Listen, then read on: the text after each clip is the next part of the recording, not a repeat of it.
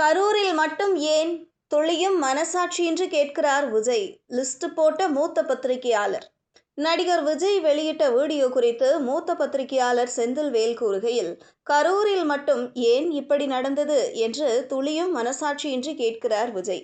மதுரை மாநாட்டில் மூச்சு திணறி ஒரு இளைஞன் இறந்தான். நாமக்கல்லில் 40 பேர் மூச்சு திணறலால் மருத்துவமனையில் அனுமதி. 4 பேர் கவலைக்கிடமாக இருந்து தீவிர சிகிச்சை அளிக்கப்பட்டது.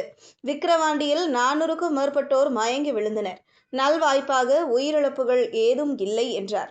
கரூர் வேலுச்சாமிபுரத்தில் கடந்த செப்டம்பர் 27ஆம் தேதி தவிக தலைவர் விஜய் பங்கேற்ற பிரச்சார கூட்டத்தில் நெரிசல் ஏற்பட்டு 41 பேர் உயிரிழந்தனர்.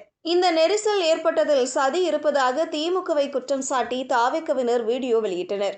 ஆனால் முழுக்க விஜய் தாமதமாக வந்ததும் போலீஸ் கூறியதை புஷி ஆனந்த் மற்றும் ஆதவ் அர்ஜுனா கேட்காததே காரணம் என்றும் அரசு விளக்கம் அளித்தது. இந்த நிலையில் நடிகர் விஜய் சம்பவம் நடந்த 3 நாட்கள் கழித்து விளக்க வீடியோ வெளியிட்டார். அதில் நடிகர் விஜய் கூறுகையில், கிட்டத்தட்ட 5 மாவட்டங்களில் நான் பிரச்சாரம் செய்துள்ளேன். ஆனால் கரூரில் மட்டும் ஏன் இப்படி நடக்க வேண்டும்? மக்களுக்கு எல்லாம் உண்மையும் தெரியும். மக்கள் எல்லாவற்றையும் பார்த்து கொண்டிருக்கிறார்கள். கரூரை சேர்ந்த மக்கள் உண்மையை சொல்லும்போது கடவுளே நேரில் வந்து இறங்கி உண்மையை சொல்வது போல் இருந்தது. சீக்கிரமே எல்லா உண்மைகளும் வெளியே வரும். எங்களுக்கு தரப்பட்ட இடத்தில் நாங்கள் பேசினோம். அதை தவிர நாங்கள் வேறெதுவும் செய்யவில்லை. ஆனால் எங்கள் கட்சியின் தோழர்கள் நிர்வாகிகள் மீது FIR போட்டு கைது செய்கிறார்கள். சமூக வலைதளங்களில் கருத்து தெரிவித்தோரையும் கைது செய்கிறார்கள். CM சார், உங்களுக்கு என்னை ஏதாவது பழிவாங்கும் எண்ணம் இருந்திருந்தால் என்னை என்ன வேண்டுமானாலும் செய்யுங்கள்.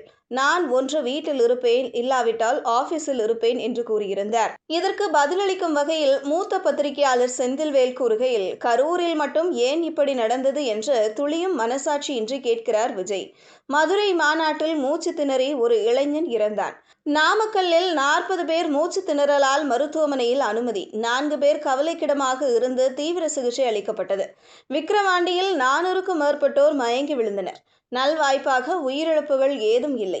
கரூரில் இவை எல்லை மீறி சென்றுவிட்டன. பொறுப்பின்றி பேசும் விஜய் RSS பாஜகவை விட பன்மடங்கு ஆபத்தானவர். இவ்வாறு கூறியிருந்தார்.